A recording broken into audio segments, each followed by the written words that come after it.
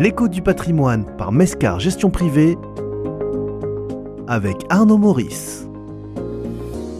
Aujourd'hui, Arnaud Maurice de Mescar Gestion Privée vous présente le conseil en investissement. Il vous explique le modus operandi de l'allocation d'actifs avant de décrypter les clés de la diversification. Bonjour. Bonjour. Alors, qu'est-ce que l'on entend par conseil en investissement ?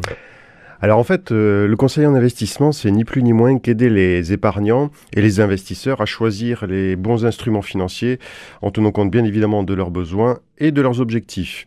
Alors cela peut être suivre au quotidien l'épargne de ses clients, et ce, quel que soit l'établissement où cette épargne se trouve. Et cela implique bien évidemment d'avoir une véritable connaissance de l'ensemble des solutions financières qui existent sur le marché. Alors tout le monde peut-il faire du conseil en investissement ? Non, bien évidemment que non. Le conseil en investissement est une profession qui est réglementée. Donc n'importe qui ne peut pas faire du conseil investissement, et il faut pour cela que le conseiller soit inscrit au registre de l'ORIAS. C'est un registre en fait qui recense tous les intermédiaires en investissement qualifiés.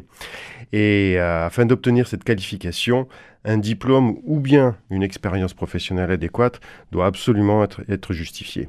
Alors à qui s'adresse le conseil en investissement ?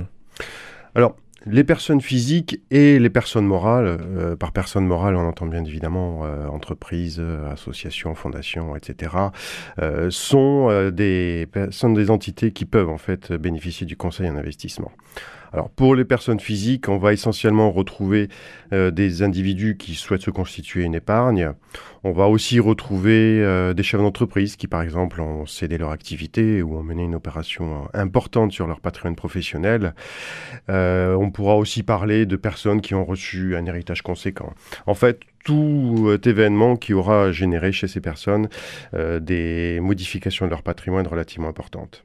En ce qui concerne les personnes morales, on va essentiellement retrouver des entreprises qui ont la volonté de placer une trésorerie excédentaire, par exemple. Alors, on parlera bien évidemment de trésorerie stable et non pas de flux de trésorerie. On retrouvera aussi des congrégations religieuses, des fondations, comme évoqué tout à l'heure. Toutes ces personnes morales ayant en fait comme but de placer la trésorerie sans pour autant réaliser bien évidemment de la spéculation sur la trésorerie qui est à leur disposition. Et auprès de qui pouvons-nous bénéficier de conseils en investissement ? Alors, si on doit parler des fournisseurs de conseils investissement, on va en retrouver trois principaux. Le premier est sans ordre d'importance, bien évidemment. Donc le premier, on va pouvoir évoquer les banques qui ont toutes leurs cellules dédiées à la gestion de patrimoine et donc par ricochet au conseil en investissement. On va aussi retrouver les établissements financiers spécialisés dont la seule ambition est le conseil et la gestion des investissements. Et enfin, nous aurons les cabinets de conseil indépendants, qui sont des structures plus petites que les établissements spécialisés, qui sont souvent d'ailleurs constitués d'un ou de quelques associés. Alors maintenant qu'on en sait un petit peu plus, quels sont les préalables à un bon conseil en investissement ? Alors, la première étape qui est extrêmement importante, c'est ce qu'on appelle le diagnostic. Ce n'est pas une recommandation générale qui doit rester simplement évoquée, mais on doit établir un véritable diagnostic qui doit être suivi par un plan d'action qui sera sur mesure. Pour établir ce diagnostic et ce plan d'action, le conseiller en investissement en fait, doit réunir l'ensemble des informations qui vont être nécessaires à la réalisation de son étude.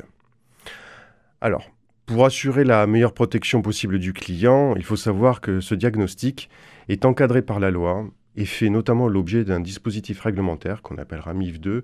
Nous avons déjà eu l'occasion d'en parler dans une précédente émission, réglementation qui est rentrée en vigueur en 2018. Ainsi, le client, dans le cadre de ce dispositif réglementaire, doit renseigner et répondre à trois principaux questionnaires. Le premier, c'est le guide d'entretien. Le deuxième, c'est son profil en tant qu'investisseur financier. Et le troisième, c'est son profil qu'on appellera extra-financier. La première étape à tout ça, lorsqu'il s'agit de déclencher une entrée en relation, c'est d'avoir une compréhension et une connaissance précise du client. Ces deux éléments sont vraiment les points d'origine du conseil en investissement que l'on va pouvoir délivrer. Et il faut que le conseiller en investissement comprenne deux choses, à la fois les connaissances financières du client, qui, vous le comprenez bien évidemment, sont totalement variables entre chaque individu, ainsi que ses objectifs financiers et extra-financiers. Une fois qu'on a réalisé cette première étape, la deuxième étape étant en fait la construction du profil de risque, qui est l'élément central dans la construction du plan d'investissement pour le compte du client. Le critère décisif dans la détermination du profil de risque reste le temps, c'est-à-dire l'horizon d'investissement du client, qui pourront être du court terme, du moyen terme ou bien évidemment du long terme. On comprendra aisément que plus l'investisseur aura du temps devant lui, plus on va pouvoir lui octroyer la capacité de choisir un profil plus risqué, s'il le souhaite, bien évidemment. Par exemple, on comprendra très facilement qu'à un horizon de placement de l'ordre de 6 à 10 mois, on pourra très difficilement recommander un placement risqué à l'investisseur. Alors comment se concrétise la recommandation ?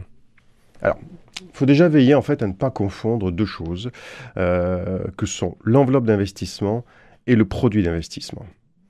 Il y a 3 grands niveaux. Le premier, c'est le choix de cette fameuse enveloppe d'investissement qui va en fait impliquer des fiscalités plus ou moins attractives, en tout cas différentes entre ces plans d'investissement.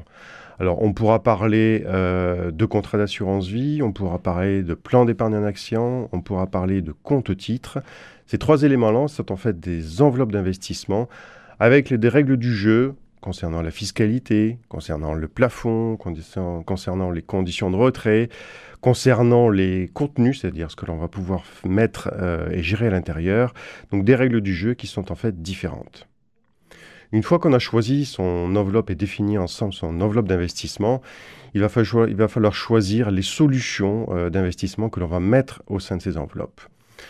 Alors à ce moment-là, on va réfléchir entre une sélection d'actions, une sélection de fonds communs de placement, une sélection d'obligations, de produits structurés, tout type de support en fait, de solutions que l'on va pouvoir loger à l'intérieur de ces enveloppes d'investissement.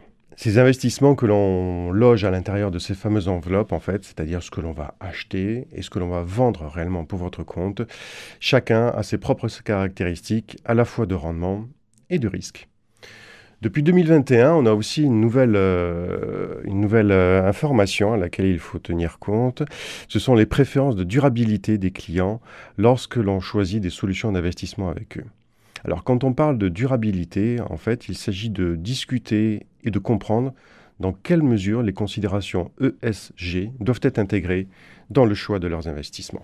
Pour que la partition de votre patrimoine soit correctement jouée, échangez autant que nécessaire avec votre conseiller en investissement. Merci beaucoup, à la semaine prochaine. Merci.